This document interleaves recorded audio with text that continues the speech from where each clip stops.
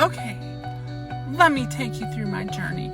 Now, I had to take this form because, like, oh my God. So anyway, I'm sitting there, and I had that scare earlier, right? Where those people were watching me. They were over in the bushes in their car, and I saw them pull up, and they accidentally left their lights on, their running lights on, and anyway, so I wanted to get out of there as soon as I could, and I knew I had to, but I was cooking my battery at the same time. It was getting hot and hot and hot, and I sat there, and so I charged, and I charged, and I charged, and it got to something that should have been okay, right? Anyway, I get in the car, it's hot. I'm like, great. So I start driving just because I want to get out of there. Because just as I get out of there, someone else pulls up next to me, but they could have been charging. I couldn't see the make of their car. Anyway, so I'm sitting there and I pull out and I'm like, oh, and by the way, I almost missed my turn back there too. Anyway, so I'm sitting there and I'm driving and my car's like, yo, you gotta stop. I'm getting hot. And I'm like, okay, well, if that's the case, then I am going to pull over. There is the Kentucky Welcome Station right there. It's like 12:30 at night. Sure, why not? So I pull over to park and I sit there and I'm like, okay, cool. It's nighttime now. I'm going to let it sit there and, cool down and all that. And so I try and catch a few Z's, and I do. And then at 2 o'clock, I hear a whole bunch of chirping. I'm like, it's a little early for birds yet. And I look over and I'm like, oh wow, look at the birds. Then all of a sudden, I saw them swirling around like bats. I was like, oh, that's a bat swarm. And they were jumping from tree to tree for a little bit and like roosting or whatever they do. What do bats do when they're upside down hanging somewhere?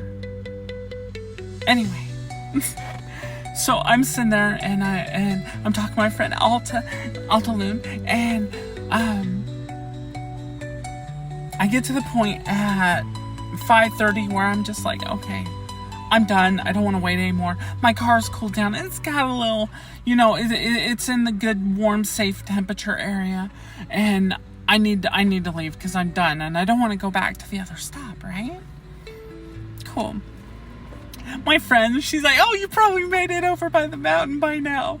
And I'm like, oh yeah, I made it over that one mountain, like, and then as I was leaving, I was like, wait, is there a mountain ahead of me? And she didn't respond. I took that as wishing me the best.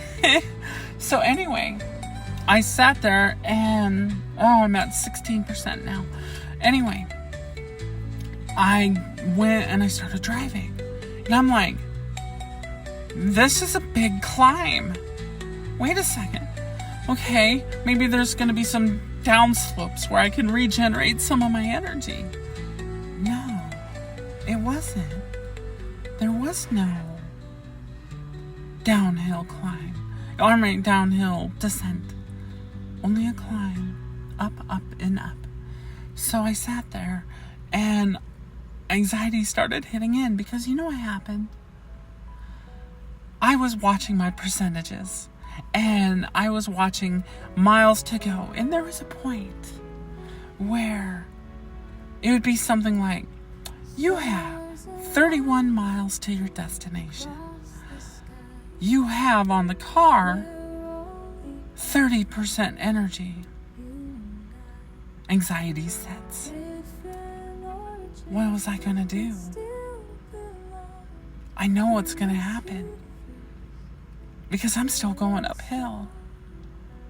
And when I think I reached the summit, it wasn't there. So I just kept going and going and going to where I finally said, this has to be the peak. I have to be at this. And it wasn't. It was the next one up. So now I'm sitting here in Paracas and I'm making my way. Now you gotta remember, at this point, I've traveled to the point where I no longer have energy 9-10 miles back. my car is just blinking at me now. And I watched it count down from 5 to 1% to blinky. And so I'm like, okay. My charge point location is 1.5 miles up. I can do this. Okay, so I'm going slow. You know, we're talking like, if it's a 45, I'm going 35 or slower, maybe even 25. And so, yeah, I was going 25. But all my turns were left. And so that means I'm driving slow in the fast lane. I'm just happy. It's Sunday and 6 in the morning. You know what I'm saying? Anyway, so I sit there and I pull in and it's unavailable. And I'm already on the negative. And I'm like, no.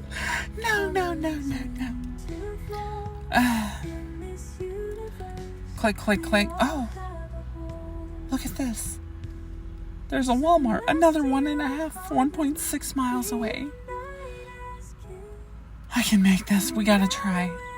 All the time I'm thinking to myself, you gotta remember, for this entire ascent up this mountain, I'm thinking, at what point am I gonna have to call a tow truck and be like, yeah, I need you to take me the rest of the way. Good news is it didn't happen. Oh, I'm at 21%. I'm charging to, 100% or 90 something percent. And if my battery's gonna be hot, I'm just gonna go over to that hotel and book a room for the night and leave tomorrow morning. This is it's been a stressful test, and there are more ahead of me. There's at least 2 more stretches before I even get into Missouri that will test my resolve and my battery of my car. But we made it. We're at the Walmart Super Center, and it's charging. It took a charge. It just went to 25%, so that's good. My car is gonna feel like it can do 1,000,000 miles. And it made it. It really, really made it. And I wouldn't have been put into this type of position if I wasn't feeling pressure from the other station before me. That was where someone came over and they parked and they watched me for a bit.